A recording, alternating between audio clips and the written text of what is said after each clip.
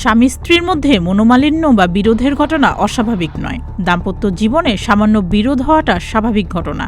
তবে এবার সামনে এসেছে এক লোমহর্ষক ঘটনা। স্ত্রীকে হত্যার পর প্রেসার কুকারে রান্না করেছেন পাষণ্ড স্বামী।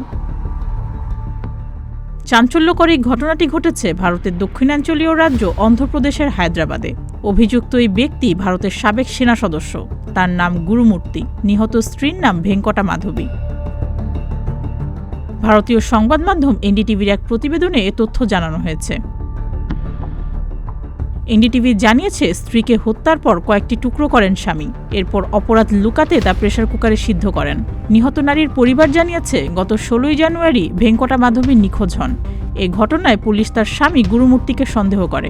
পুলিশের জিজ্ঞাসাবাদে অপরাধের কথা স্বীকার করেছেন পাষণ্ড স্বামী।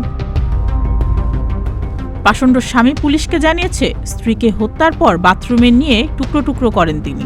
এরপর শরীরের বিভিন্ন অংশ প্রেসার কুকারে সিদ্ধ করেন। এ সময় তিনি মরদেহের হাড়গুলিকে আলাদা করেন এবং হামানদিস্তা দিয়ে সেগুলিকে গুঁড়ো করে আবারও সেগুলিকে সিদ্ধ করেন। এভাবে 3 দিন ধরে তিনি তা জ্বালাতে থাকেন। এরপর সেটি লেকে ফেলে দেন। প্রতিবেশীরা জানিয়েছে, এ দম্পতির প্রায় ঝগড়া হতো। তবে কেন এবং কিভাবে এ হত্যাকাণ্ড ঘটেছে তা এখনও জানা যায়নি।